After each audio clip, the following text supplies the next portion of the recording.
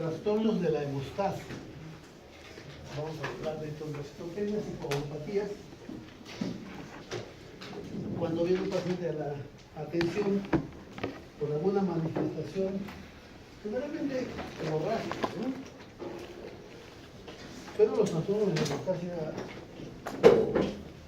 digamos, un poquito más amplio. Una trombosis también sería un trastorno de la hemostasia. Pero las clases están hechas más a eficientes. En algún momento incorporaremos trombosis como parte de las clases. Entonces, nosotros debemos recordar, porque en la medida que recordemos los aspectos básicos de la fisiología de la hemostasia, vamos a poder entender mejor los fenómenos. Cuando se produce una lesión, entran en juego una serie de mecanismos con la finalidad de detener el sangrado y reparar la lesión. Entonces, ahí se superponen y actúan en conjunto. Para efectos, digamos, académicos, nosotros vamos separando para poderlo entender mejor. Entonces tenemos nosotros una fase vascular, una fase plaquetaria, una fase de la coagulación y una fase de la fibrolisis. Más o menos ese es el esquema que nos han enseñado y que seguro a ustedes también les han dicho y esto pueden recordar. Como hablábamos al principio, la sangre se regenera. Hemos hablado hace poco de los glóbulos rojos, pero ahora vamos a hablar de las plaquetas. Igual, las plaquetas también tienen un ciclo. Las plaquetas no son permanentes, no son eternas, se van renovando, tienen otra dinámica y esa renovación permite mantener un nivel adecuado de plaquetas. Entonces tenemos que conocer esos valores. ¿Cuál es el valor normal de plaquetas?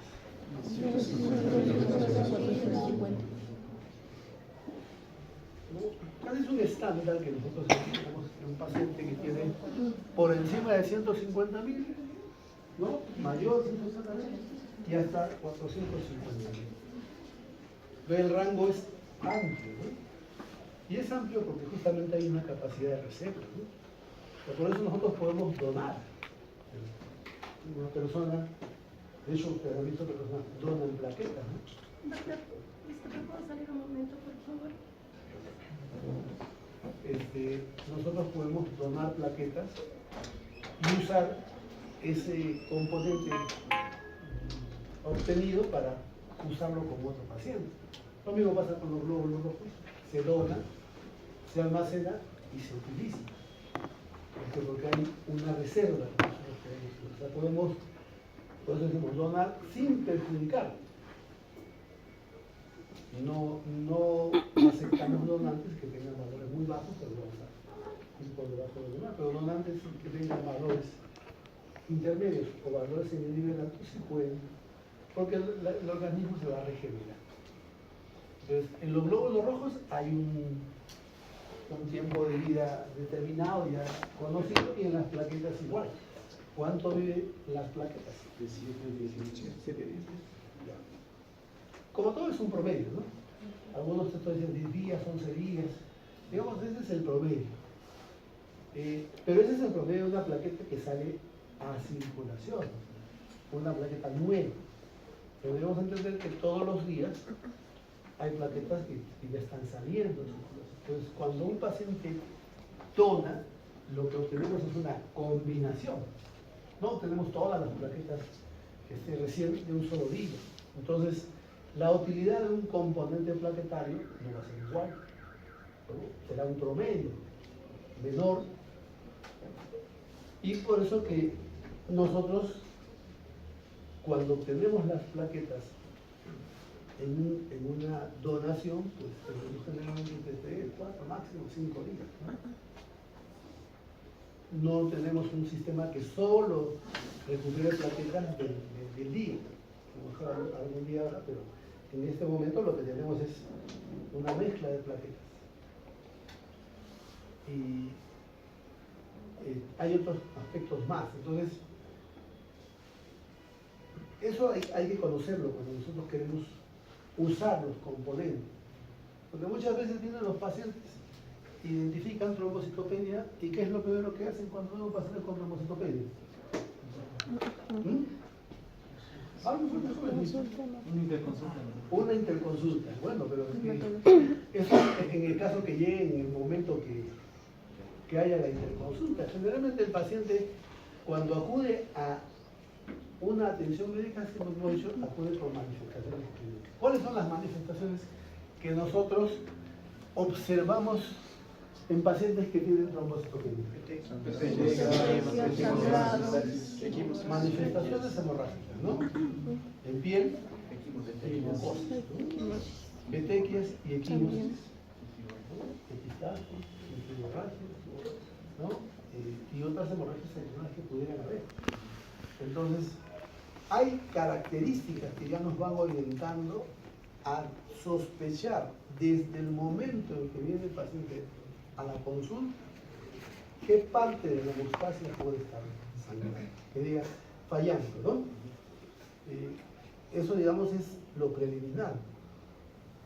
Pero a veces hay pacientes que vienen a la consulta y no tienen ninguna señal y se hace por ahí un análisis de chequeo, por alguna otra razón, salen las plaquetas bajas. Eso también pasa. Y pasa más frecuente de lo que nosotros nos imaginamos, ¿no?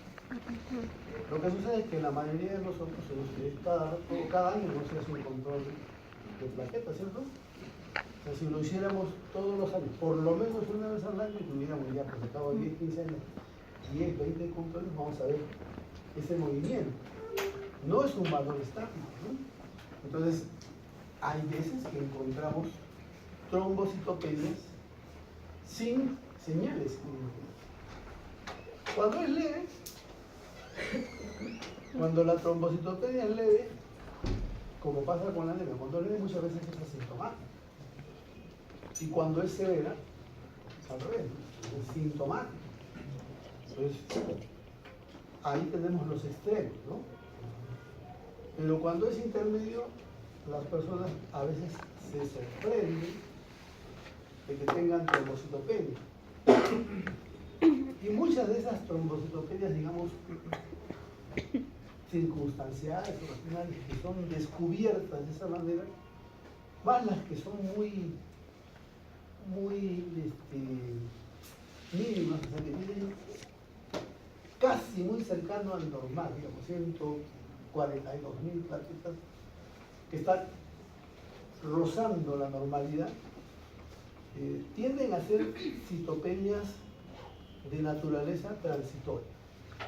O sea, las citopenias que son muy ligeras, muy leves y que son asintomáticas, cuando llegan a la consulta, esos pacientes por distintas razones, ya sea que el colega esté preocupado, se vaya a quedar, tiene algún tipo de condición, o también me llegan a veces levantamientos de observación, porque todos queremos estar dentro de ese marco que se llama la normalidad. Entonces, en el camino se le repiten las plaquetas a veces a la semana, a los 15 días, al mes, y muchos de esos desaparecen. Entonces tenemos trombocitopenias transitorias, breves, autolimitadas, en un porcentaje que seguro si hacemos controles más frecuentes, lo tendríamos en mayor cantidad. Pero aún así, la digamos a encontrar. Lo paradójico es que a veces se encuentran pacientes con plaquetas muy bajas y sin manifestaciones hemorrágicas. ¿Cómo se explica eso? ¿Qué opinas? Paciente con plaquetas, bueno, tenemos un valor ya, 10.000 plaquetas, muy bajo, ¿cierto? Como dicen, 250.000 es normal, 10.000 es muy bajo, ¿no? 10.000 plaquetas. 10 de pacientes hicieron un control, plaquetas bajas. ¿Qué harías tú? Si no presenta sintomatología, porque la función plaquetal está perfecta, ¿no? O sea que las plaquetas funcionan de acuerdo a la capacidad del hueso. no presenta sintomatología, no podría hacer nada porque prácticamente el paciente está estable, está normal. ¿Qué le dice, señor? Todo está bien, vaya a tu casa. ¿Y cuándo habría complicaciones? No, pero estamos allá en un centro complejo. ¿Qué harías en ese caso? Yo me estoy diciendo, todo está bien, vaya nomás que todo está bien. Monitorizarle. Ya. Ustedes que creo que querían levantar la mano, ¿qué harían ustedes? Tenerlo en observación para evaluar. Lo dejas hospitalizado. Para reevaluar, o sea, a ver cuántos días hasta que suban las plaquetas. No, pero un día. Pues. Un día. Con un día te al día siguiente haces el control, tienes 10.000 de nuevo. No, ya Lo dejas en otro día. Otro examen. Por si acaso. Otro examen. ¿Tú qué harías? Yo le haría una lámina periférica para ver el tamaño ¿Qué de harías? Si yo tengo algo anómalo, algo que no cuadra, porque lo habitual, ¿no? Es lo que vemos, hemos dicho, pacientes con trombocitopenias leves no van a tener mayor manifestación, pacientes con trombocitopenia severa generalmente tienen manifestación.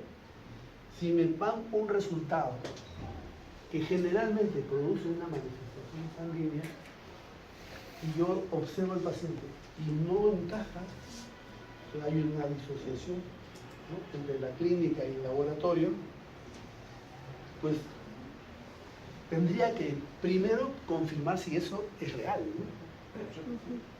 Repetido, ¿no? Repetido.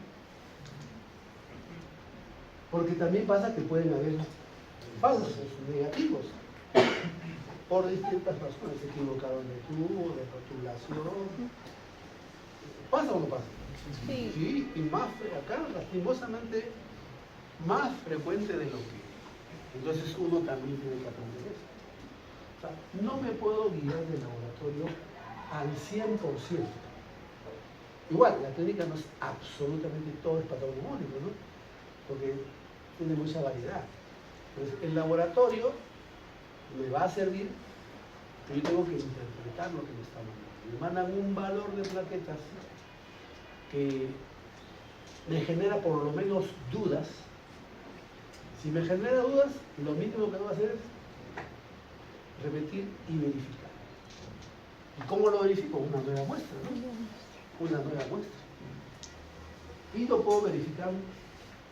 Nosotros hacemos el recuento de plaquetas por un método que es el método automatizado, ¿no?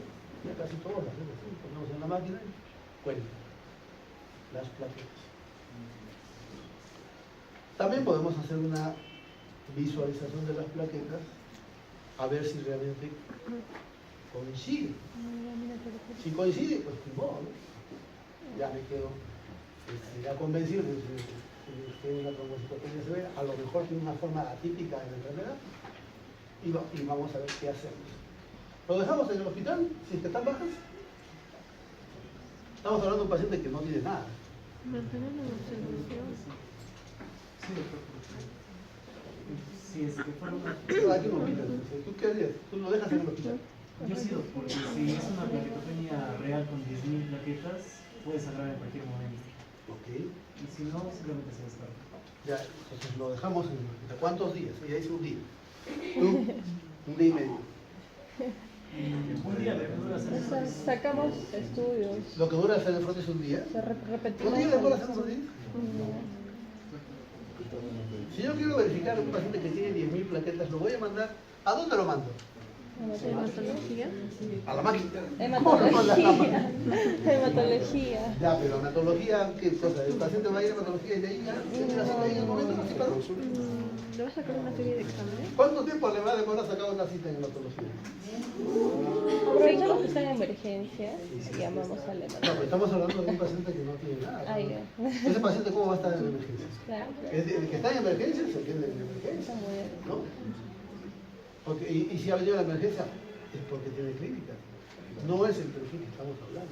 Estamos hablando de una persona que accidentalmente encuentras un valor y ya te encuentras con 10.000. Y ya pues lo verifico, ¿no? Lo verifico. Le pido la prueba. ¿Te lo verifican en el momento? No. Todo es citas. En general todo es citas. ¿Tú quieres laboratorio? Cita. ¿Quieres consulta? Cita. Todo es así. Entonces no te van a hacer un control como tú deseas, ¿no? Y que se quede en el día. El único lugar que atiende sin cita y rápido es emergencia. No hay otro. Claro, la emergencia se va a sorprender porque no tiene nada, pero tiene trombocytopenia severa. Por lo menos que lo verifiquen. No dura 24 horas un flotismo, ¿no? Durará. En la emergencia, por la cantidad de pacientes, 1 hora, pues 2 horas, ya te da, ¿no? Pero si el paciente no tiene ninguna manifestación, ahí es un poco más difícil tomar decisión, ¿no? Porque claro, si ustedes nunca han visto pacientes con trombocitopenia y ven el primero con poquitas plaquetas, bueno, ahí ya lo hospitaliza 1 día, 2 días, 3 días, algunos toda la vida, hasta que las plaquetas suban, ¿no? Hasta que dicen, oye, ¿hasta cuándo lo voy a hospitalizar? Ambulatorio, dice. Consulte, que haga la puerta. Que vaya a la puerta. ¿Ah?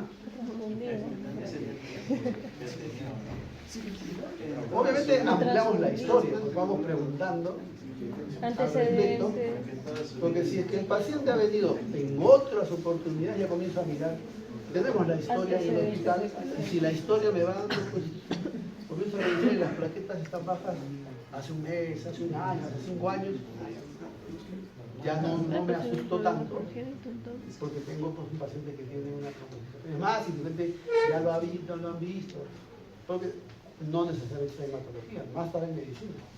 Entonces, en ese caso a lo mejor tomo una decisión diferente, ¿no? Pero si es mi primer paciente, mi primera atención y todavía hay mucho por ver, bueno, por lo menos avanzo lo más urgente, ¿no? Por lo menos, ¿no?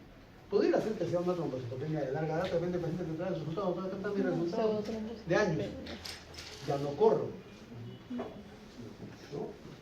Nosotros necesitamos tener pues justamente la historia, ¿no?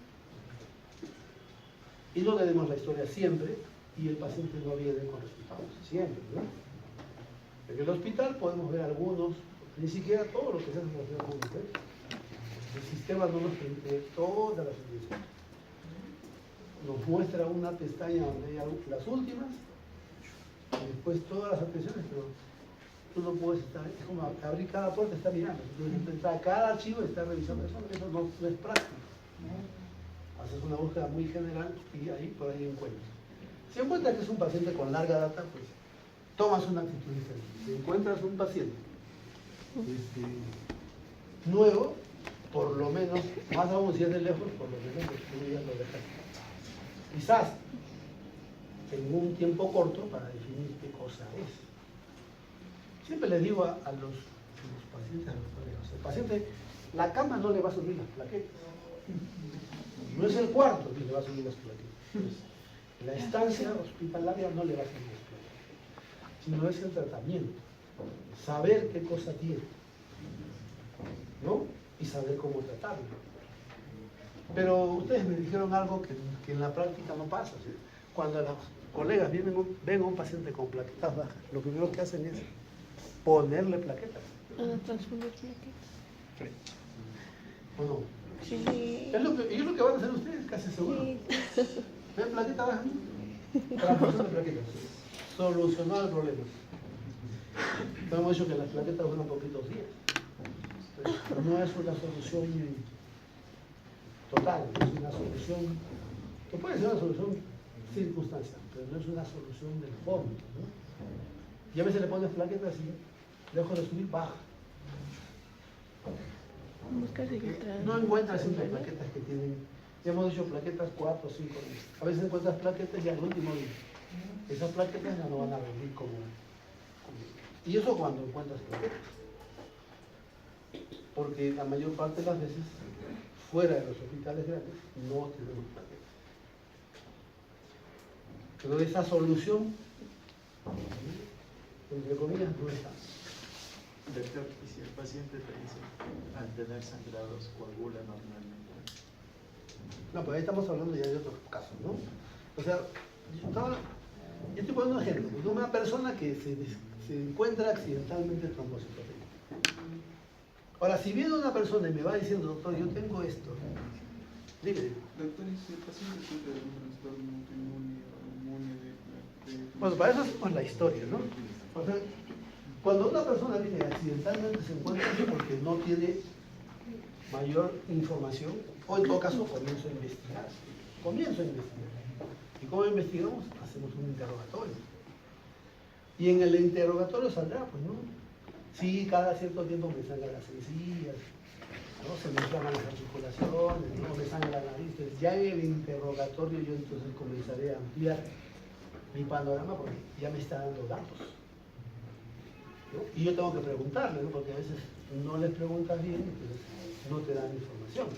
Entonces, nosotros preguntamos y encontramos ya clínicas, pues ya tenemos ya más fundamentos para pensar que el valor sí corresponde, ¿no?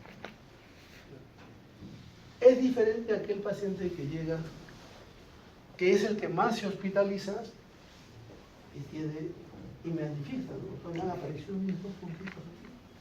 Y mire, moretón por acá, moretón por allá.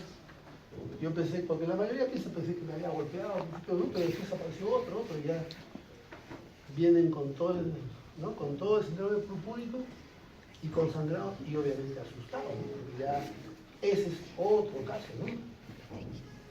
Ahí qué harías.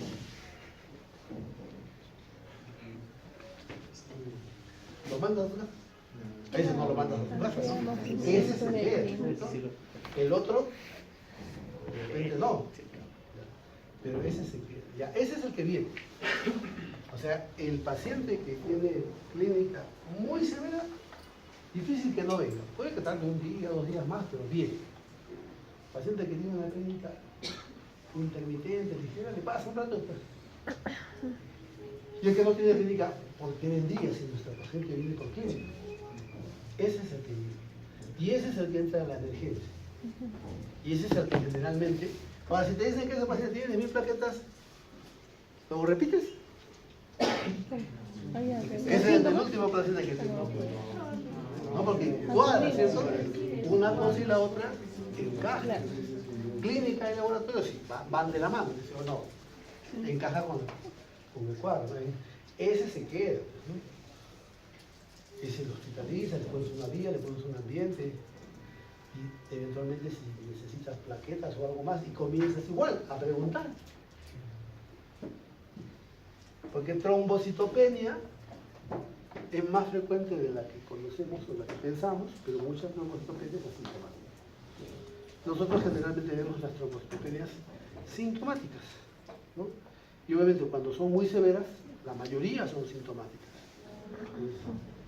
Pero una causa de trombocitopenia, una causa debe saber. VIH. VIH. Infecciones. Para hacerlo más sencillo. ¿Las infecciones pueden producir trombocitopenia? Sí. Dengue también. No todas, hay algunas que sí, algunas más que otras. Pero es una causa de trombocitopenia. Eso cuando empezamos a hacer el estudio de la trombocitopenia, ya después del interrogatorio comienza a hacer nuestro plan de trabajo. ¿Qué le vamos a pedir a nuestro paciente? ¿No? VIH, una posibilidad. ¿Otra posibilidad? enfermedades autoinmunes? Enfermedades autoinmunes. Entonces, trombocitopenia inmunológica. ¿No? Otra posibilidad. ¿Mm? CID. Ahora, si bien es cierto, la lista de trombocitopenias, o sea, el listado nos da un montón. Como decía la vez pasada, mi paciente no va a tener todas esas causas, ¿no? Porque por algo le he hecho un interrogatorio, ¿no? Para dirigir, para orientarle. Porque los pacientes, ellos tienen la idea de que tú dices, ya me hicieron todas las pruebas, ¿y cuántas pruebas tendrían que hacer? ¿No? Hacemos un protocolo, más o menos que nos cubra el espectro habitual. Y de acuerdo a la información que nos da el paciente, podrá ser de repente un síndrome linfofosfolipídico, trombocitopenia por muchas causas. Podrá ser una leucemia, una anemia plástica, ¿no? Un síndrome plásico. Entonces, En la lista de entidades que producen trombocitopenia hay muchas, pero mi paciente va a tener todas. No. ¿Y le voy a pedir todas? No estoy para que Es hagamos por la medicina, ¿no? clínica. ¿No? Nosotros somos los que hacemos el plan, ¿no? Por eso la historia es fundamental. A ver, pongamos entonces, si eso está en las diapositivas.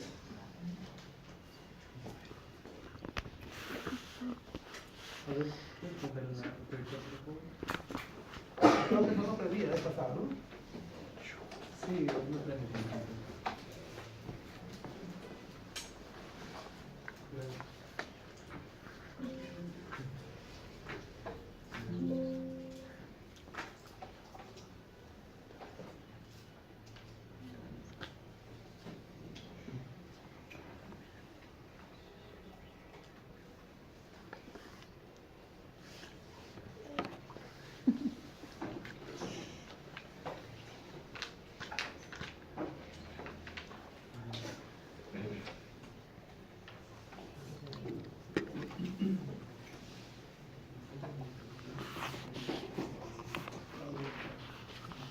Chicos, ¿todos ya se han anotado en la lista?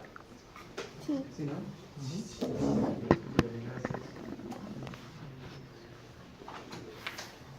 La vez pasada hubieron 27, ahora ¿cuántos hay? 28. Una falta. Una falta. 27 y 28, entonces estamos bien, están viniendo solo porque están tomando en cuenta las asistencias. Si no, no vendrían. ¿Qué vamos a hacer? ¿No? Ya. Entonces, trombocitopenia es un término, no es una enfermedad. ¿Ok? ¿O sí? Es un término. Díganme ustedes, ¿es una enfermedad o es un término? Es una enfermedad. Sí, pero no. ¿Es un hallazgo? Es un síndrome. A veces es un hallazgo. ¿Trombocitopenia es un síndrome? No. ¿Qué significa trombocitopenia? Disminución de las plaquetas. ¿Sí? ¿No se síndrome? ¿Qué significa trombocitopenia? Disminución de las plaquetas. ¿No? Eso es lo que significa, plaquetas bajas. No significa más. Y plaquetas bajas es un término, o sea, un término para decir que las plaquetas están por debajo Una del condición. Tú no tienes, o sea, eso no es una enfermedad. Ahora, hay enfermedades que usan el tipo de trombocitopenia, pero trombocitopenia per se no es una enfermedad. Es una condición en la cual las plaquetas están bajas. Ya dijimos hace un rato, ya lo dije, las plaquetas pueden bajar por múltiples razones. ¿No? ¿Cómo un recuento plaquetario por debajo de 150? Eso ya lo hemos dicho. Y con la incorporación de autoanalizados de hematología electrónico, la mayoría de laboratorios ya tienen un hemograma inmediato. No hace mucho en medicina, son 30 años, 40 años, no es mucha distancia. Y antes yo recuerdo cuando hacía la especialidad, todavía estos equipos eran caros y algunos se tenían y otros no. Entonces tú pedías un hemograma, te mandaban el hemograma sin plaquetas, porque era manual. Y tenías que pedir las plaquetas aparte, porque era laborioso. Entonces tenías con el hemograma y plaquetas. Porque en la sangre todo está junto, ¿cierto? Pero en el laboratorio se va trabajando de acuerdo a la capacidad que se pide. Entonces tenías que pedir así. Empezaron a hacer equipos automatizados y esto se facilitó mucho. Entonces, ya es muy cotidiano, por lo menos en una ciudad como esta, en la ciudad es tener disponibilidad de equipos biomédicos que rápidamente tengan esos parámetros, ¿no? Con mucha más precisión. Tú te cuentas 100.000 plaquetas en un minuto, tú no cuentas 5.000 en 10 minutos porque estás uno por uno, ¿no? Tu rango, tu margen de error es mucho mayor. Tendrías que dedicarle mucho. Pero así se empezaba. Entonces, la mayoría de los laboratorios clínicos el hemograma es una prueba de rutina, ¿no? Incluye el recuento plaquetario. Ya el hemograma tiene todo. Glóbulos rojos, glóbulos blancos y placa. Y mejor que venga todo, porque algunas enfermedades afectan todo. Entonces, plaquetas y los parámetros relacionados con ellos. Entonces, el hallazgo de trombocitopenia cada vez es más frecuente y se ve cada vez más frecuente conforme la gente se haga estudios con mayor frecuencia también.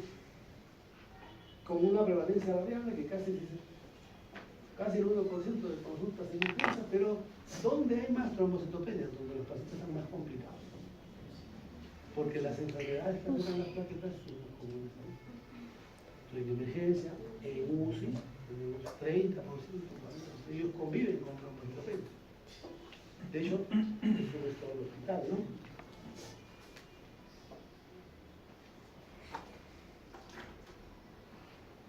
Bueno, ya, esto solamente para recordarles de las plaquetas, son unos pequeños fragmentos acelulares producidos por los megacardiocitos.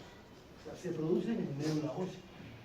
Entonces, hay condiciones que a veces se afectan en médula ósea que producen trombocitos.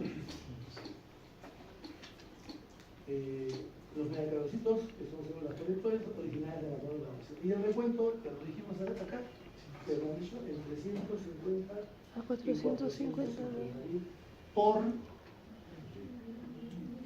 microlitro. Es que es así, es una concentración. Y una concentración que está en función de un volumen. Claro, en la práctica nosotros ya decimos 150.000. Pero nosotros no debemos olvidarnos que son 150.000 en cada microlitro. Imagínense cuántas plaquetas son. ¿Ya? Y tienen un volumen también, igual que los glóbulos rojos, se puede medir el tamaño, el volumen, ¿no? De 7 centilitros y equivale el tamaño dice, al 20% del volumen de su materia. Entonces tú nos vas a diferenciar fácilmente. Un glóbulo rojo y una plaqueta pequeña, ¿no? Otra coloración tiene gramos, entonces se diferencia, ¿no? Y una vida media, por ejemplo acá, de 7 a 9. Algunos de 10, algunos de 11, porque son promedios, pero esa es la plaqueta que sale desde médula, ¿no? No es lo mismo que el componente profesional. Ahora, las plaquetas son indispensables. Las plaquetas son, bueno, ahora se sabe más de las plaquetas, ya no solamente tienen que ver con la hemostasia, ¿no? Uno con reparación de tejidos, o sea, tiene otro mecanismo. Ahora se usa mucho plasma con plaquetas porque tiene factores de crecimiento. O sea, hay más cosas, digamos que su función principal es la hemostasia, no tiene otras complementarias. Y son responsables de la formación del trombo blanco. Entonces, cuando hay una lesión, las plaquetas forman una película y después se agregan ahí, llenando, obturando digamos, la zona de la lesión hasta que venga la coagulación y termina fibrina. Entonces, ya dijimos acá los parámetros al respecto de lo que puede ser. Después de la anemia, dice la trombocitopenia, es el hallazgo más frecuente. Lo más común es aquí. Digamos, en trastornos hematológicos vamos a encontrar anemia con mucha mayor frecuencia. Porque también son las células en mayor cantidad, entonces las probabilidades de patológicas son mucho mayores. Pero después vamos a encontrar trombocitopenia. Ahora, todo lo que decía, hay pacientes que tienen plaquetas bajas y no tienen ningún signo. Y hay pacientes que tienen plaquetas bajas y sí los tienen. Entonces, ¿cuándo empiezan a aparecer estos signos? Cuando la disminución es muy tenue, casi no lo vas a ver. Pero en algún momento aparecerá. Acá dice el otro 80, en otros términos dice 70, o sea, comienzan a aparecer. Y ya algunas personas, no, de vez en cuando me sale un corazoncito por acá, pero no me molesta, desaparece, después otra vez me vuelve a salir. Entonces, ¿qué no me digo? Porque no afecta mi calidad de vida, ya me acostumbré y así vivo, ¿no? Entonces comienzan a aparecer las modificaciones, pero las que ponen en riesgo la vida, o sea, las que son ya preocupantes, son de cuidado, son de riesgo, son plaquetas muy bajas, muy bajas. Generalmente por debajo de 20.000, acá son debajo de 10.000, o sea, ahí ya comienza a aparecer todo el cuadro florino. Entonces, cuando son muy bajas, ya tenemos clínica. Dijimos petequias, dijimos equimosis, ¿no? Epistaxis. Las mujeres, sangrado menstrual, pues, se puede ver con más facilidad, mucho mayor cantidad. Pues, y otros tipos de sangrado. Esas señales clínicas nos obligan a hacer el estudio de la trombocitopenia. Más de una vez, los pacientes con trombocitopenia van a ver estudio, pero no mandan hemograma. Tienen que mandar un hemograma. Si no logran ver otros detalles que te van a ayudar. Como las anemias, las trombocitopenias, igual las podemos clasificar de acuerdo al tamaño, ¿no? Así como macrocítico, microcítico, nomocítico, igual, macrotómico, nomotómico. Pero todavía digamos, si bien es cierto, esos parámetros también te vienen en el hemograma. ¿Recuerda que le decía que viene un montón de parámetros? ¿No? También te vienen en el hemograma, pero se usan poco. Se usan poco todavía, ¿no? Entonces, ahí podemos ver el tamaño, inclusive los equipos te dan si son plaquetas jóvenes, alguna serie de datos que todavía no se han incorporado, pero que están como parte del reporte hematológico. Entonces podemos tener igual anisocitosis plaquetaria, ¿no? ¿Qué nos sirve para entender el problema? Pues organizarlo, lo clasificamos. Tener un esquema te ayuda. ¿No? Acordarte de todo es difícil, es un montón de... Pero si tú eres esquemático, entonces te ayuda a poder entender mejor.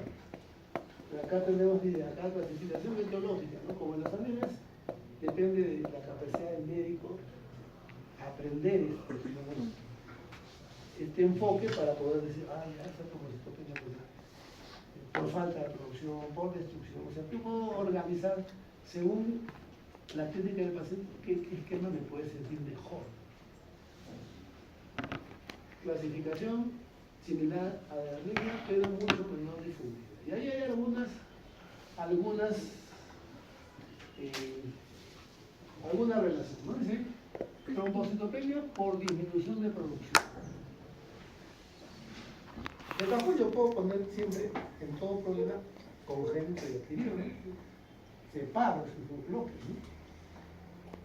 Y ya en lo congénito voy a tener un tipo de patologías en lo que yo otros tipos. Acá, por ejemplo, dice congénitas, amiloidocíticas como ausencia de radio, anemia de Fanconi, hay entidades que son bastante raras, pero están descritas. Entonces no le vas a pedir todas las pruebas porque también son causas. Ya pasa cuando es congénito, generalmente se ve a una edad muy precoz, ¿no? Y trombocitopenias, por acá, por ejemplo, que dice disminución de la producción es un mecanismo y destrucción es otro. Trombocitopenia por mecanismos inmunológicos, como la conocida púrpura, trombocitopenia inmunológica, autoinmune o idiopática. El nombre todavía se ve en algunos lugares.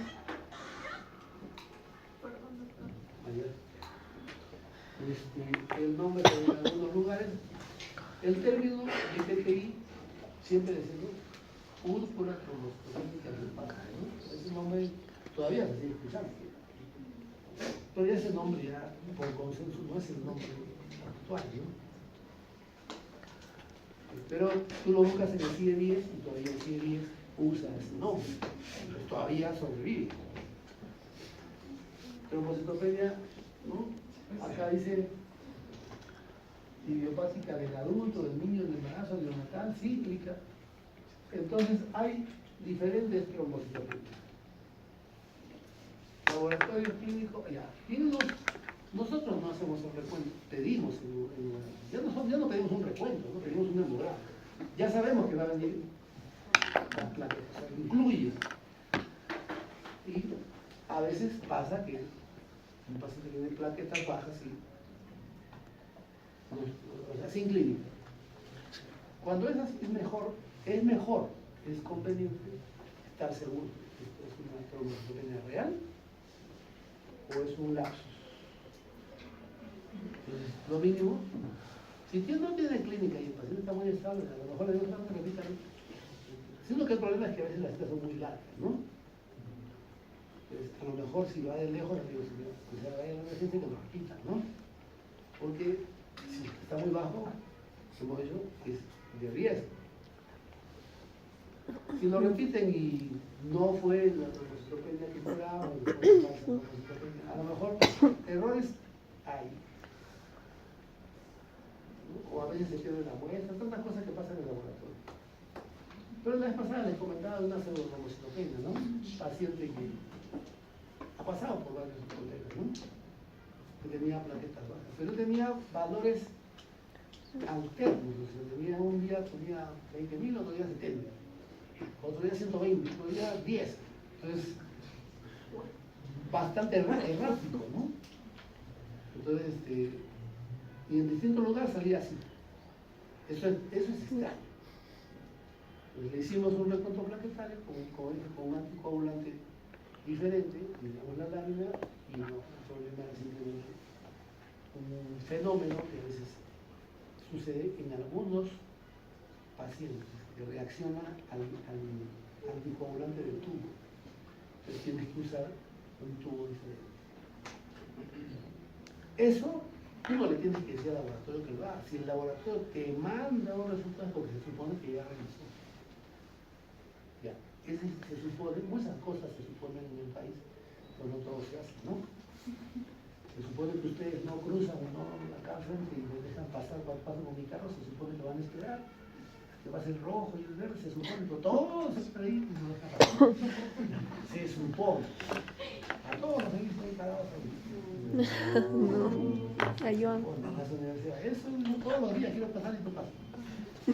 Entonces se supone, pero no se hace, o no se hace como debería ser. Por eso que un laboratorio y otro marcan diferencia con otros digitales, ¿no? Entonces, se puede certificar, se puede revisar, o sea, si llega una pseudotrombocitopenia y no es entrada por el laboratorio, es una falla del laboratorio. El laboratorio debió detectarlo. Es decir, envíen al paciente, no le va más. Tiene agregados plaquetarios y ya no te preocupas, porque ya me está diciendo que acá hay una cosa. Porque no todos van a interpretar. Al señor le han querido poner corticoides, poner transfusión, hospitalizarlo, o sea, todo lo que ustedes han mencionado. El paciente dice, pero no siento nada, no tengo nada. Y nadie le da explicación, y su valor alto, su valor bajo. Entonces, si no te queda claro, el paciente dice, no me convenzo de lo que me están diciendo, ¿no? Porque nadie le explica, o nadie está capacitado para explicarle y simplemente quieren actuar. Aglutinación de plaquetas, pseudotrombocitopenia, formación de cúmulos plaquetarios, el laboratorio es el que tiene que decir, estos son los parámetros. Ahora, los problemas de plaquetas, no solo son cuantitativos, ¿verdad? Es más, probablemente, acá estamos viendo problemas cuantitativos porque es más fácil y hay más tecnología para demostrar un recuento, contar tan altos, tan bajos, que una disfunción plaquetaria. Paciente con cirrosis, paciente con insuficiencia renal, una serie de trastornos de la hemostasia por falla en la función planetaria. Que no hay tanta tecnología para que pueda entender. Se hace ahora más el estudio de trombocitopenia. Pero seguro que si vamos a hacer trombocitopenia, hay mucha gente que le dice moléculas y las pruebas normales, que no tienen nosotros, ¿no? Pero acá estamos viendo solamente una parte, los aspectos cuantitativos. No se olviden que hay aspectos cualitativos. Pero ahí tenemos Pero ya algunas causas, por ahí me han dicho, ¿no? Agregados plaquetarios, CID. Y otros mecanismos. Enfoque de trombocitopenia, un frotis nos va a ayudar mucho. Y la historia también. Sí, dependiendo de lo que nos diga el paciente, vamos a pasar esto para pasar a la trombocitopenia inmunológica. La enfermedad prototipo de trombocitopenia se llama TTI, ¿no? Porque es una enfermedad justo que da trombocitopenia de manera casi exclusiva y excluyente. Entonces te permite ver qué pasa cuando hay trombocitopenia. Es más sencillo en niños, porque el niño no suele tener otras comorbilidades. Pero los viejitos son hipertensos, son diabéticos, toman pastillas, entonces ya se dificulta un poco entender. Luego un niño le da un porcentaje a los niños preescolares, aparecen con púrpuras, y en otros los adultos, ¿no? Pues esta es la guía, ustedes la pueden revisar, se la pueden pasar. Dice trombocitopenia inmunolímptica exclusivamente ya PTI, ya no púrpura trombocitopénica idiopática, ¿no? Enfermedad autoinmune adquirida, o sea, no naces con PTI. Siempre te preguntan, ¿esto ha nacido así? No. En algún momento adquieres o desarrollas PTI. Adquirida sin una causa identificable. O sea, el PTI, digamos, esencial es aquel que pues, no tiene trombocitopenia inmune primaria. Pero sabemos que hay trombocitopenias inmunes secundarias, entonces tenemos que hacer el estudio, porque puede que pase en VIH, puede que pase en lupus, esas son secundarias. También tienen el mismo mecanismo, sino que por una enfermedad conocida. La patogenia es compleja, existiendo una disregulación tumoral y celular que conduce a una trombocitopenia progresiva como consecuencia de efectos de producción y destrucción. Antes, nosotros identificábamos que sabíamos que esencialmente era destrucción, pero ahora cada vez se entiende más que también afecta a la producción. Ya, de dos componentes. Dice, especialmente los adultos pueden presentar un riesgo hemorrágico. He visto un montón de pacientes pediátricos, ¿no? Los chiquitos siguen jugando, los niños no saben qué cosas. Y preocupa porque están con 5.000, 10.000 plaquetas y ellos están corriendo, están... Pero es un poco más dificultoso cuando es un niñito, ¿no? Riesgo hemorrágico que requiere intervención médica. Si mi paciente viene con manifestaciones hemorrágicas, pues ni hablar, se queda, ¿cierto? Creo que hay una discusión, se queda.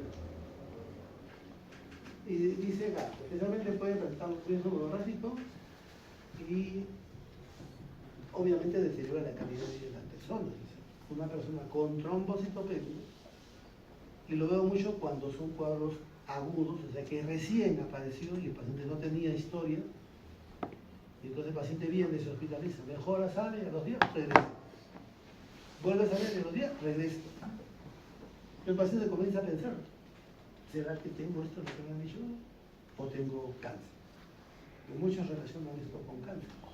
Porque en la familia y en el entorno no saben que hay más variedades. No, eso es leucemia, eso es otra cosa. Entonces, el paciente comienza. Y hay pacientes que tienen temor. Entonces, en los primeros meses se ingresan 3, 4, 5, 6, 7 veces. Ya 2 o 3 días vuelven a salir. Esos pacientes, los que son más ansiosos, se preocupan mucho, ¿no? Comienzan a pensar en cáncer, se van a morir, se van a recuperar. Y son un desafío de tratamiento, ¿no? La mayoría mejora, pero no se sabe. Son dos cosas diferentes. Estos pacientes mejoran, tú los estudias. Si encuentras una enfermedad, VIH por ejemplo, es el VIH, ¿no? Pero en el 80-70% no encuentras nada. O sea, ese porcentaje pequeño lo tratas porque ya encontraste causa-efecto. Y el cuadro agudo siempre es más complicado, ¿no? El ingreso y el proceso hasta que la enfermedad ya se estabiliza. O sea, con el tiempo ese paciente, aunque tenga plaquetas bajas, cada vez va a sangrar menos. O sea, su organismo se va a ir adaptando. Y ese paciente, yo tengo pacientes que están con 10.000 plaquetas viviendo en su casa y ya pues, viven años, ¿no? Ya no están preocupados tanto, ¿no? Entonces, si los adultos presentan un riesgo hemorrágico, afecta la calidad de vida. Muchos que trabajan, imagínense, trabajas, entras 2 días, puedes salir, puedes entrar, el empleado dice, oye, te quiere sacar del trabajo, ¿no? Porque tú lo estás perjudicando, ¿no? Y ya, las características son variables y la toma de decisiones con diagnóstico y tratamiento de los pacientes es por eso un poco compleja. Siempre digo, depende de la experiencia. Si ustedes nunca han visto un paciente, seguro que el primer paciente le van a poner plaquetas, lo van a hospitalizar, porque si nunca te has enfrentado a una realidad, cuando tú veas la realidad ahí es diferente, no estamos hablando en abstracto. Pero si todos los días estás viendo, ya tienes más herramientas y estás más preparado, ¿no? Incidencia de 0,4 por habitante, sin embargo, puesto que es más frecuente y porque esta enfermedad se codifique, entonces la prevalencia, o sea, la acumulación de casos es mayor en el adulto, porque los niños, al revés de los adultos, la mayoría mejoran y no repiten. Es inverso. Los niños, 80% se recuperan totalmente. Y un porcentaje queda como es pequeño. Los adultos, 80% son crónicos y un porcentaje que se recupera. Entonces tiene una chance de recuperar, pero menor, ¿no? Entonces por eso se acumulan más casos en adultos, ¿no? La prevalencia que en niños, ¿no? No se conoce como exactitud, que está bastante, decía, controlo con la destrucción, pero también tiene que ver la producción. La clínica. En la mayoría de los pacientes, la clínica, lo habitual, ya como lo repetimos, sangrado cutáneo, mucoso, epistaxis y otras manifestaciones, consiguiendo con la metodología. Púrpura, síndrome purpúrico, ¿no? Púrpura y trombocitopenia.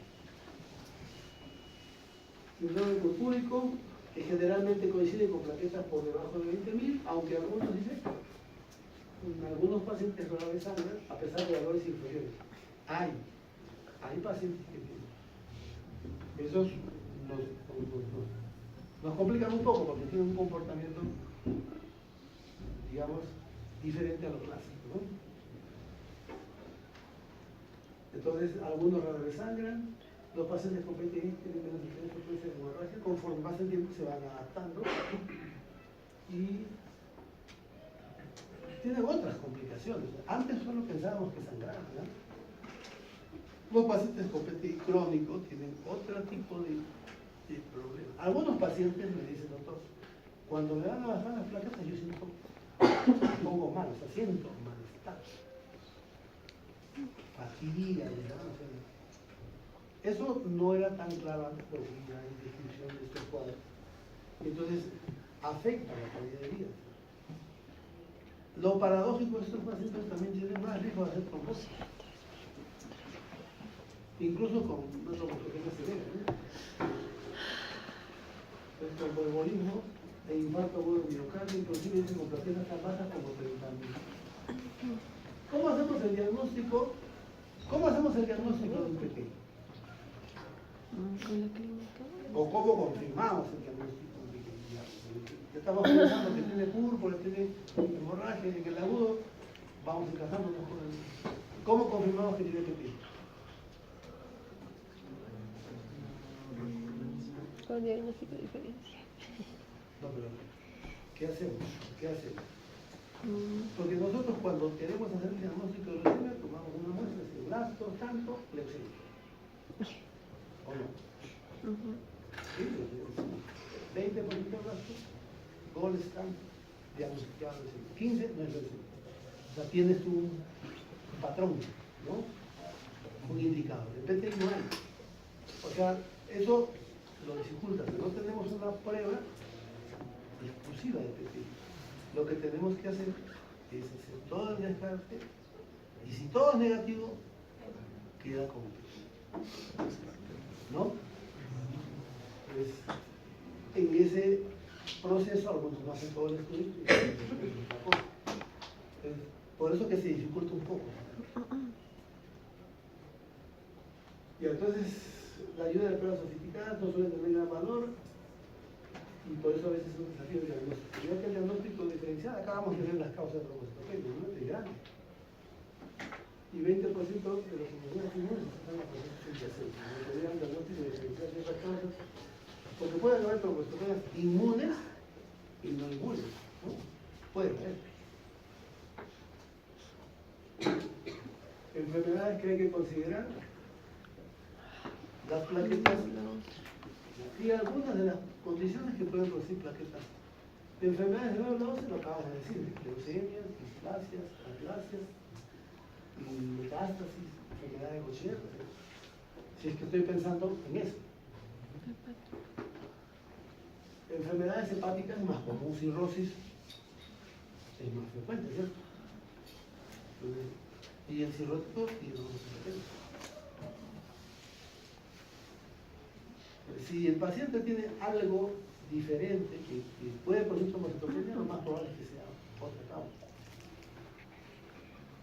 Trombocitopenia hereditaria, trombocitopenia inmune, ahí tenemos ahí VIH, como dijeron, podría ser hepatitis B, hepatitis C, podría ser lupus, podría ser leucemia linfocítica crónica, síndrome linfosilipídico, esplenomegalia, fármacos también, ¿no? Hay medicinas que producen trombocitopenia, fundamentalmente como quimioterapia o fármacos que se usan para pacientes neurológicos. Trastornos hepáticos, CID, púrpura, trombocitopenia trombótica, síndrome de Gel. Solo que ahí va asociado a otras cosas, pero también es trombocitopenia. Por eso tenemos que evaluar al paciente de manera total para poder diferenciar. Transfusiones. Aquí ponen otros, en realidad yo no he visto ferropenia con déficit, ¿no? Como causa de trombocitopenia, ¿no? Más bien lo que veo es más trombocitosis como causa secundaria a ferropenia, ¿no? Pero podría ser un déficit de vitamina B12 o ácido fólico y también. Entonces, como se dan cuenta, si no tenemos un esquema, ¿cuántas pruebas vamos a tener? ¿Cuántos estudios vamos a hacer? Y acá creo que está, ¿qué cosa debemos pedir? La evaluación básica. La historia, bueno, a todos los pacientes se les hace historia, ¿no? Creo que eso ya es de cajón, ¿no? La historia, el examen físico, los antecedentes, el recuento plaquetario, el que revisamos, ¿no? El hemograma, el frotis y algunas pruebas básicas como inmunoglobulina, bioquímica, función hepática y virus, ¿no? Ahora, podemos pedirle otras y anticuerpos antiplaquetarios, uno diría, oye, si esto es inmunológico, esa sería la prueba de estándar. Aparecen en gente que no tiene trombocitopenia inmune también, entonces no logran ayudar de lo que tú supones que pueden ayudar. Anticuerpo antifosfolipídico, bueno, sí, que tenemos una relación, ¿no? con historia de repente de abortos, de repente de embarazo, de repente de pérdidas. Y anticuerpos antitiroideos hemos encontrado varios pacientes con tiroiditis de Hashimoto, ¿no? Vamos buscando. Entonces, si ampliamos, vamos a encontrar trombocitopenia de embarazo. Las gestantes hacen trombocitopenia. No digo que todas, pero hay un grupo que hacen trombocitopenia registrada en embarazo. No, y que no son PTI, trombocitopenias por embarazo simplemente. ¿Qué son los anticuerpos antinucleares, médula ósea? Médula ósea no es una prueba que pidamos regularmente, salvo que yo sospeche de un problema medular, ¿no? O salvo que el cuadro no vaya como yo espero. O sea, a priori no es la prueba de inicio, pero sospecho de leucemia y hablar. Voy por menos porque estoy sospechando de leucemia. TDQ, helicobalta y tiroides, plaquetas reticulares, ahí ese parámetro te lo da el equipo, ¿no?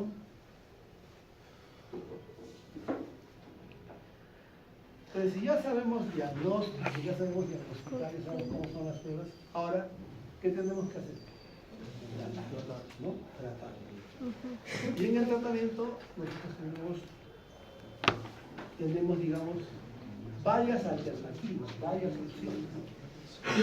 Lo primero no es transferir plaquetas. Lo primero, pero es lo primero que hace.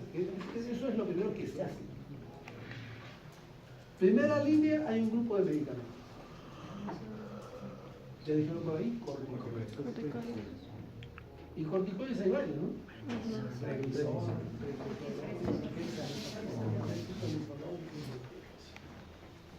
Entonces, los corticoides representan, digamos, la primera línea. Un grupo de los pacientes mejoran, ya hemos dicho que la mayoría mejora, pues decae, ¿sí? Pero en primera línea necesitamos a los pacientes corticoides. Si mi paciente no responde, pues ya le quito los corticoides. O si responde y necesita dosis muy altas de corticoides para tener respuesta, también necesitamos.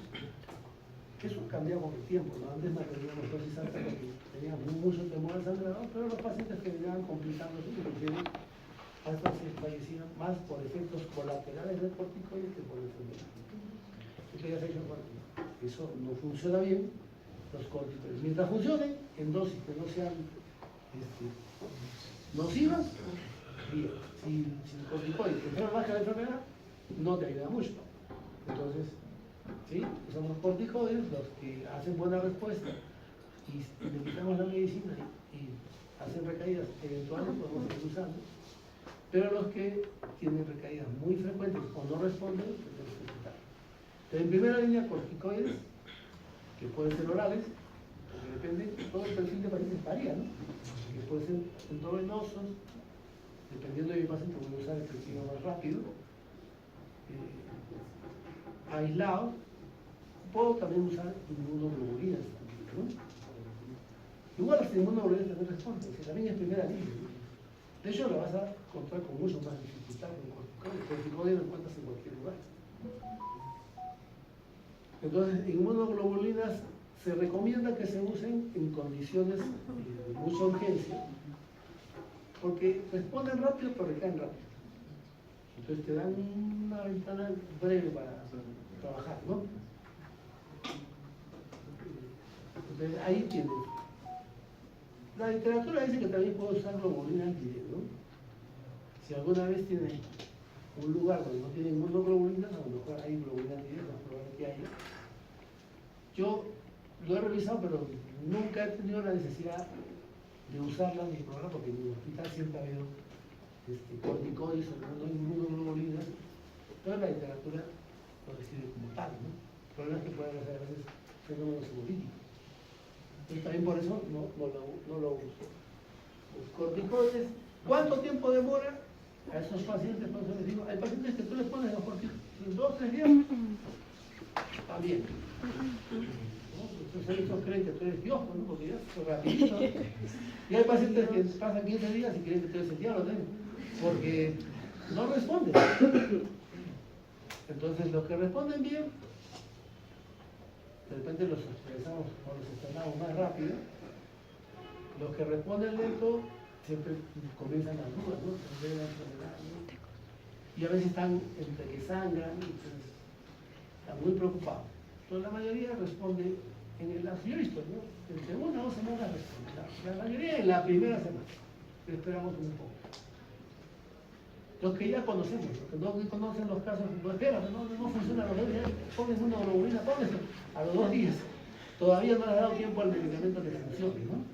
Y me ha pasado que a veces me están poniendo ya las plaquetas control, ha venido 82 plaquetas y le estás poniendo una globulina. Porque estás más estresado que el paciente, ¿no? Entonces son tratamientos que no se consideran apropiados a largo plazo. Para efectos agudos sí. Para efectos crónicos no. Pero yo voy a tener pacientes que responden y pacientes que no responden. De los que responden, puede haber los que recaen y puede haber los que no recaen. Los que no responden son los problemas, ¿no? O los que recaen mucho. Ahí dice, ¿no? Plaquetas también, ¿no? Según las plaquetas, miren, podemos tener pacientes asintomáticos Si un paciente es PTI y tiene mayor de 50.000 plaquetas, bueno, vamos a estudiarlo, vamos a darle recomendaciones, de ahí a que indiquemos tratamientos, transfusiones, ¿no? Indicaciones del trabajo, de algún tipo de deporte, y cuidados y que estén bien. Entre 20 y 50, algunos los sintomáticos, ¿no? Y por debajo de 20, la mayoría viene con clínica, la mayoría son estables, como estamos hablando. Segunda línea. Han aparecido nuevos medicamentos y muchos más medicamentos. Antes nosotros teníamos primera línea e inmunoglobulinas 90. Segunda línea, todos pasaban por esplenectomía. Ese era el esquema. Todos esplenectomía. Porque esplenectomía era el tratamiento después de los corticoides que producía mejor respuesta. O sea, había medicamentos, pero la esplenectomía en ese entonces era el que daba mejor respuesta. El problema es que daba respuesta, pero también tenía una alta tasa de recaídas. Entonces, daba respuesta, pero un grupo se recaía, un tercio sí o sí recaía. Y no teníamos cómo, digamos, anticipar quién iba a recaer. Decía, algún señal hubiera podido tener, no, estos no, porque van a recaer. No había clínicamente algo muy claro para decir que, o para predecir una recaída. Y hasta ahora ese es el esquema aprobado en salud, ¿no? Nosotros tenemos primera línea corticoides, o sea, lo que ya dijimos, segunda línea esplenectomía, y tercera línea tenemos trombopoyéticos. O sea, no te aprueban un trombopoyético si el paciente no supera. Ya, ese es en nuestra institución, ¿no? La mayoría de las guías ya han cambiado así. Usemos los trombopoyéticos antes porque responden tanto o más que la esplenectomía y ya, pues si es que no, cambia más el orden, ¿no? Pasa. Bueno, como dicen la ley, todos los pacientes firman que no se quieren operar y se pasan de centro de especialidad. A la fuerza no lo puedo operar, ¿no? Firman ahí y pasamos. Si el paciente dice que no se quiere operar, no lo vas a operar a la fuerza, ¿no? Y si tiene condiciones de tratamiento y ya ha dicho que no se puede operar también, usas trombopoyéticos, ¿no? Y usamos, nosotros tenemos el trombopac ya algunos años usando y responden, siempre hay un porcentaje que no responde, pero ya se reduce, ¿no? Usamos el trombopac, los conocidos en nuestro medio, ¿no? Los habituales, ¿no? Trombopac, trombopac. Ahora, hay otros fármacos, digamos, familias de nuevas generaciones que ya estudian, pero nosotros solo disponemos de eso, ¿no? Algún momento tendremos esa nueva familia. Nosotros somos unos tardones, estamos 20 o 30 años detrás. Un promedio, ¿no? Por lo menos 20 años. Lo que estamos haciendo nosotros lo hicieron hace 20 años. Me falta. No, fue. Eso es nuestra realidad. Y va bien, por lo menos la mayoría logra controlar, si no total, parcialmente, ¿no? Ahora siempre hay un grupo que es resistente a todo, pero esos son más complejos. Entonces, trombopoyéticos, tercera línea, digamos, ¿no? Y después ya tienen otros, ¿no? Porque también pueden dar citostat, inmunosupresores, inmunomoduladores. Y algunos ya van respondiendo, ellos son tratamientos individualizados, ¿no? Algunos reciben vincristina, otros reciben ciclosporina. Entonces, vas probando y si le da bien a ese, suerte, encontraste ya una miscelánea. Pero también han aparecido otros esquemas.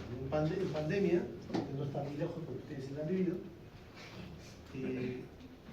los hospitales se cerraron, ¿no? Y ya tenían más que COVID. Y teníamos pacientes con PTI en casa, ¿no? Entonces, ¿Cómo hacemos para que el paciente mantenga su combinamos tratamiento para tratar de que ya en la práctica, ¿no? De que su respuesta sea mayor? Pues, ¿no? Entonces, que venían a cada rato, toma corticoides, ya toma corticoides, úsalo con uno de los niños. Se hicieron esquemas un poco empíricos, por decirlo de un modo, que después ya se han ido estudiando, ¿no?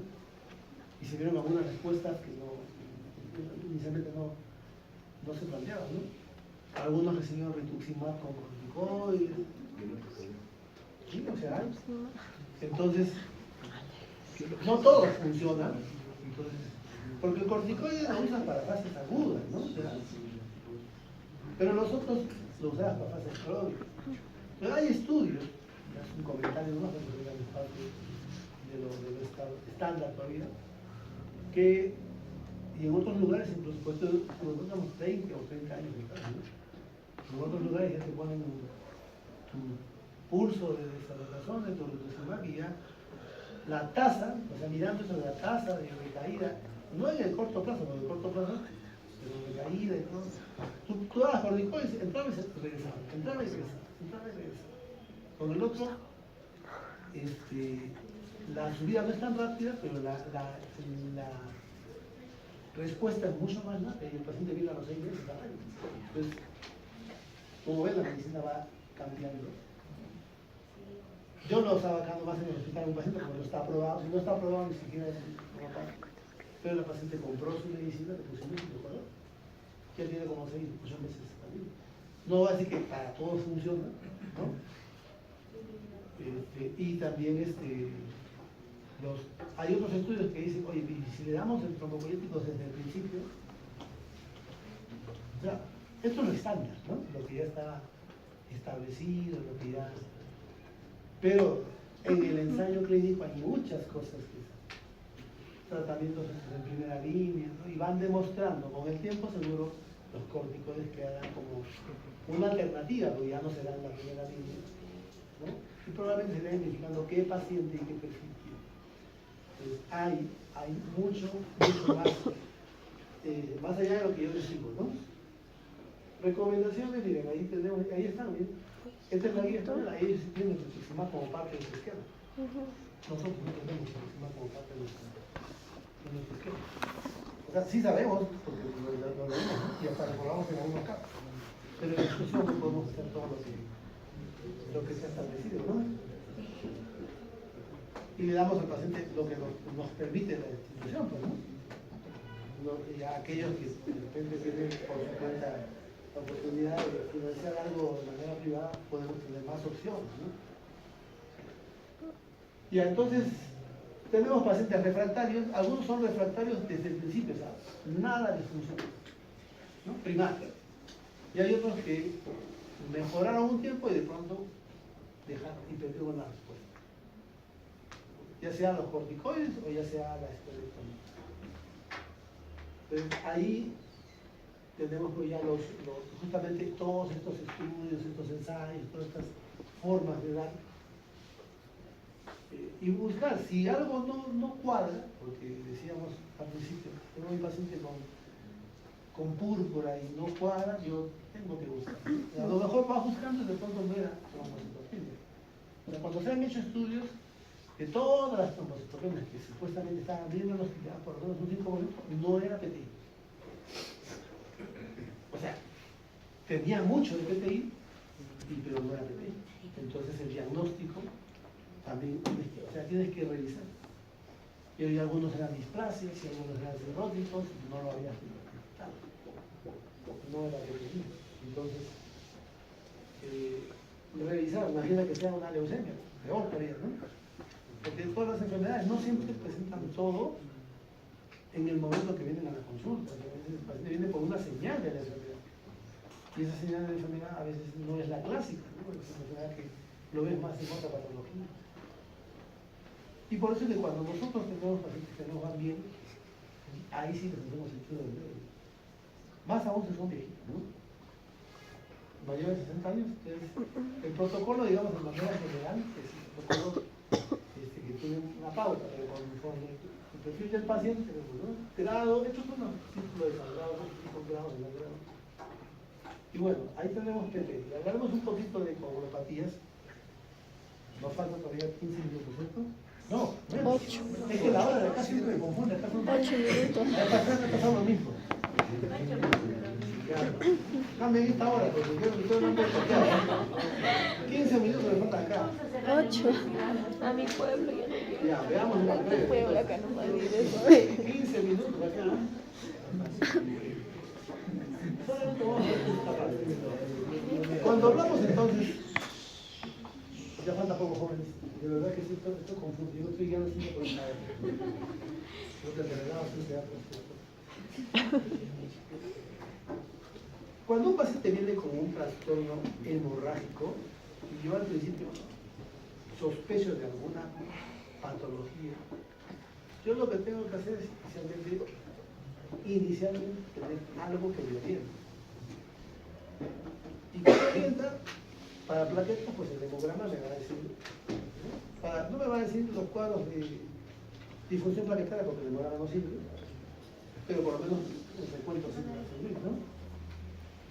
Y además le pedimos un perfil de coagulación, porque me va a dar una visión de la fase vascular y otra visión de la fase de la coagulación. Entonces, le pido a un paciente con un hemograma y un perfil de la coagulación. Pueden estar alterados aislados o en simultáneo. Entonces, de acuerdo a eso voy interpretando. Ya hemos dicho la clínica, lo que nos dice el paciente, los antecedentes, todo eso me van a servir. Y si lo sé usar, ¿cierto? Y entonces nosotros tenemos coagulopatías congénitas y adquiridas. ¿Cuáles son más comunes? ¿Congénitas o adquiridas? Adquiridas. Adquiridas es más común, ¿cierto? Es mucho más común. De hecho, nosotros producimos, ¿cuántos toman anticoagulantes de manera terapéutica? Nosotros le damos a los pacientes que son anticoagulados, inclusive. ¿No? O le damos antiagregantes. ¿Ya? Pero ahí se supone que el paciente te va a decir, estoy tomando warfarina, ¿no? Pero acá tenemos nosotros, no solamente por el tiempo, son un grupo de enfermedades hemorrágicas. Los pacientes van a venir subiendo, me salen, algunos me aparecen moretones de vez en cuando, ¿no? O me sale la nariz, o me estuda mucho, o me salen petequias, o combinados. ¿Cuál de esas patologías es? Cuando es muy característico, como la tecla que te da síndrome purpúrico, que se para dentro, pues digamos, se enfoca. Pero no siempre es así. De hecho, la gente también no va a la consulta a menos que salga algo que no. Hay cuando la gente que sale a la nariz, pasa 6 meses después, hasta nuevo sangrado, nueva menstruación, ¿no? Entonces, y conviven así. Ya vamos o van al médico, coagulopatías, grupo heterogéneo de enfermedades hemorrágicas que afectan diferentes mecanismos de la coagulación. O sea, en la coagulación tenemos ¿cuántos factores? 13. Ya es más difícil, ¿no? Combinado 13, ¿no? Sí. Son 2. El factor de Entonces son 2, equivocados. Por nomenclatura, hasta 13, ¿no? Si aclaramos un poquito, ¿no? Pero no existe el factor 6, como dice. Entonces, cualquiera de esos factores podría estar alterado. Y ya acabo de mencionar, cuando le damos el anticoagulante, entonces igual podemos tener problemas congénitos y problemas adquiridos, ¿no? Tenemos, vamos a hablar solamente de acá de esta entidad porque falta poquito, ¿no? Hasta 5 minutos. Alteraciones de la coagulación, clínicas derivadas de procesos, muchas, difícil diagnóstico. No es fácil, o sea, ¿cuál de eso? ¿Qué le pide? No tengo dosajes del 1, del 2, del 3, del 4, ya encuentro, así eso no tengo. Tenemos una mixtura de pruebas que evalúan un grupo, un conjunto. La sangre, la sangre es un fluido, pero tú pones la sangre en un tubo y se coagula. Circula, entonces la hemostasia sería pues obviamente lo que hemos dicho de tener el sangrado, ¿no? Formación de la trombina y la fibrina después de la activación de fibrinosa. Ya habíamos mencionado hace un rato la fase vascular, la fase plasmática. y las alteraciones de la fase plasmática o de hemostasia le llamamos propiamente coagulopatía. Yo tengo un paciente que tiene, por ejemplo, reductos revuelos, un nombre huanca, ¿no? Él sangra mucho. De la dietasia hemorrágica hereditaria en español, ¿no? Paciente que sangra mucho. Tiene epistaxis continua, hemorragia digestiva, malformaciones maculares, congénito. Es un problema de la hemostasia, es un problema vascular. Coagulopatía adquirida en general afectan a varios factores. Las adquiridas no suelen ser tan selectivas, ¿no? Cirrosis, por ejemplo, afecta a varios factores de la población. Las congénitas suelen ser más selectivas. Ahí tenemos una enfermedad conocida como hemofilia, aunque son pocos, es una enfermedad que tiene toda una historia de la realeza, ¿no?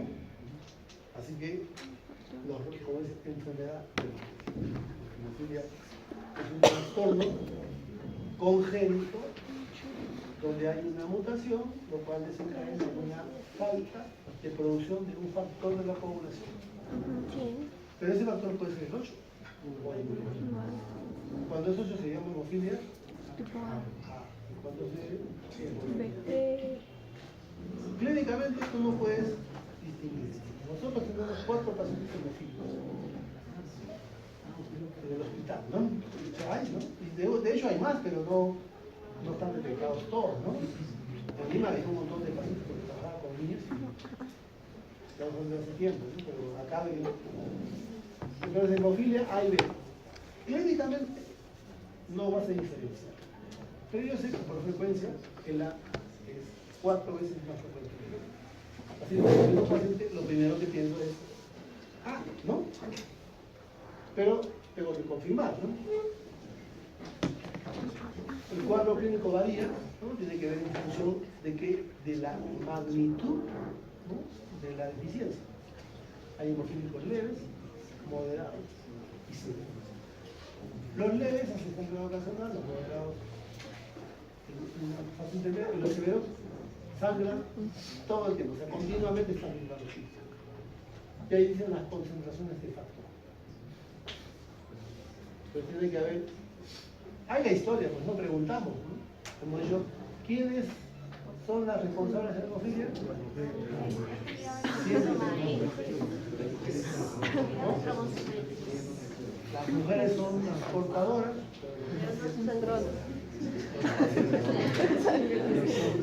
Herencia recesiva, ¿no? Portan la enfermedad. Y ahí está, las responsables. ¿No? Ahí están las probabilidades. Paciente hemofílico. Para eso sí está despierto, ¿no? Acá está más o menos una estadística mundial.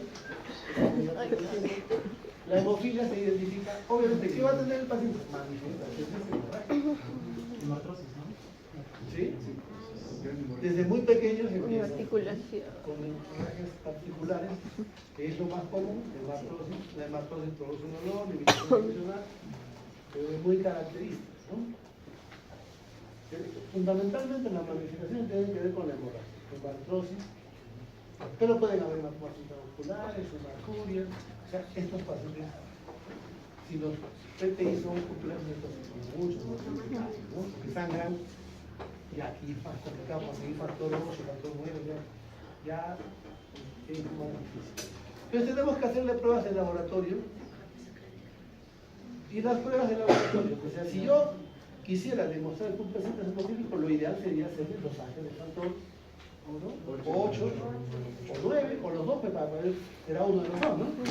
Pero no hacemos los ángeles factor, vayan conociendo su país, ¿no? Bueno, existe la prueba en el país, ¿no? Ahora, personal capacitado en todo el país y laboratorios privados, no es tan compleja, pero esa es nuestra realidad.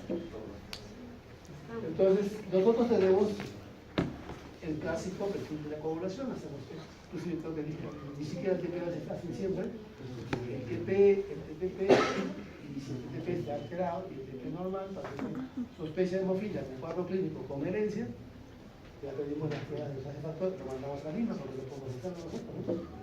No deberíamos, eso debería ser una universidad. Porque eso sí podría, ¿no? Como parte de la universidad debe complementar cosas porque para investigar, para que puedan. Entonces, obviamente el pronóstico, bueno, el pronóstico ha cambiado mucho. Ya cerrando, porque ya estamos creo que en el último minuto, ha cambiado mucho, ¿no? Ya me pasé también yo con 2 minutos, porque ahora disponemos del factor. Yo mencionaba que antes hacíamos las plaquetas mamás, antes no teníamos factor. O sea, sí existía, pero nosotros hemos estamos 20 o 30 años atrás, ¿no? De acá, de América Latina, ¿no? Estados Unidos estamos a 80 años, ¿no?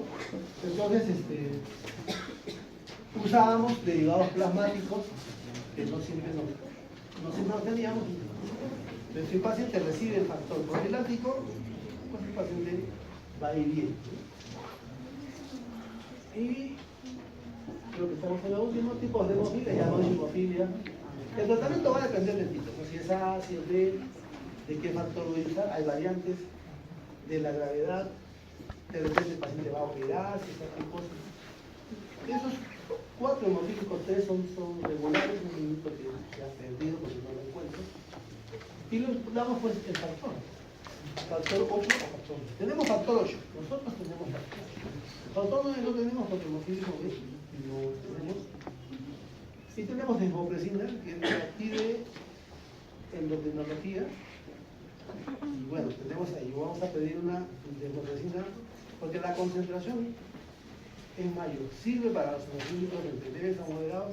Para un procedimiento, tú puedes de repente evitar un factor y le puedes sacar la muela, hacer alguna corrección. Antifibrinoléticos siempre está. Y bueno, terminamos ahí porque si no, va a terminar sangrando.